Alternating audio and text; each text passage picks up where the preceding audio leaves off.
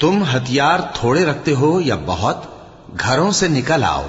اور اللہ کے رستے میں مال اور جان سے جہاد کرو، یہی تمہارے حق میں بہتر ہے، بشرطے کہ سمجھو۔ اگر مال غنیمت آسانی سے حاصل ہونے والا اور سفر بھی ہلکا ہوتا تو یہ تمہارے ساتھ شوق سے چل دیتے، لیکن مسافت ان کو دور دراز نظر آئی تو عذر کریں گے اور اللہ کی قسمیں کھائیں گے کہ اگر ہم طاقت رکھتے تو آپ کے ساتھ ضرور نکل پڑتے۔ یہ اس طرح اپنے آپ کو ہلاک کر رہے ہیں اور اللہ جانتا ہے کہ یہ جھوٹے ہیں۔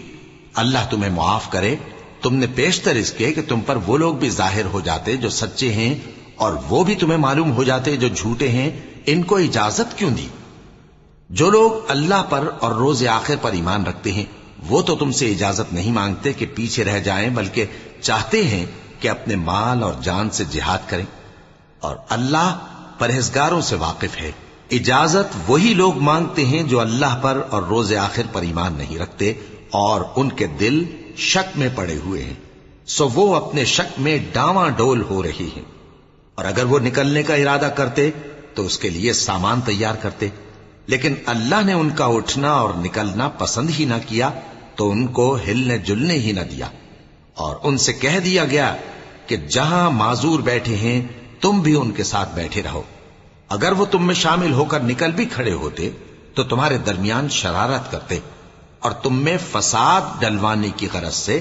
دوڑے دوڑے پھرتے، اور تم میں ان کے جاسوس بھی ہیں، اور اللہ ظالموں کو خوب جانتا ہے۔ یہ پہلے بھی طالب فساد رہے ہیں اور بہت سی باتوں میں تمہارے لیے الٹ پھیر کرتے رہے ہیں، یہاں تک کہ حق آ پہنچا اور اللہ کا حکم غالب ہوا اور وہ برا مانتے ہی رہ گئے۔ اور ان میں کوئی ایسا بھی ہے جو کہتا ہے کہ مجھے تو اجازت ہی دیجئے اور آفت میں نہ ڈالیے۔ دیکھو یہ آفت میں پڑ گئے ہیں اور دوزخ سب کافروں کو گھیرے ہوئے ہے۔ اے پیغمبر، اگر تم کو آسائش حاصل ہوتی ہے تو ان کو بری لگتی ہے، اور اگر تم پر کوئی مشکل آ پڑتی ہے تو کہتے ہیں کہ ہم نے اپنا کام پہلے ہی درست کر لیا تھا، اور خوشیاں مناتے لوٹ جاتے ہیں۔ کہہ دو کہ ہم کو کوئی مصیبت نہیں پہنچ سکتی بجز اس کے جو اللہ نے ہمارے لیے لکھ دی ہو، وہی ہمارا کارساز ہے، اور مومنوں کو تو اللہ ہی پر بھروسہ رکھنا چاہیے۔ کہہ دو کہ تم ہمارے حق میں دو بھلائیوں میں سے ایک کے منتظر ہو، اور ہم تمہارے حق میں اس بات کے منتظر ہیں کہ اللہ یا تو اپنے پاس سے تم پر کوئی عذاب نازل کرے یا ہمارے ہاتھوں سے تمہیں عذاب دلوائے، سو تم بھی انتظار کرو، ہم بھی تمہارے ساتھ انتظار کرتے ہیں۔ کہہ دو کہ تم مال خوشی سے خرچ کرو یا ناخوشی سے، تم سے ہرگز قبول نہیں کیا جائے گا، تم نافرمان لوگ ہو، اور ان کے خرچ کیے ہوئے مالوں کے قبول ہونے سے کوئی چیز مانے نہیں ہوتی سوائے اس کے کہ انہوں نے اللہ سے اور اس کے رسول سے کفر کیا، اور نماز کو آتے ہیں تو سست و کاہل ہو کر، اور خرچ کرتے ہیں تو ناخوشی سے،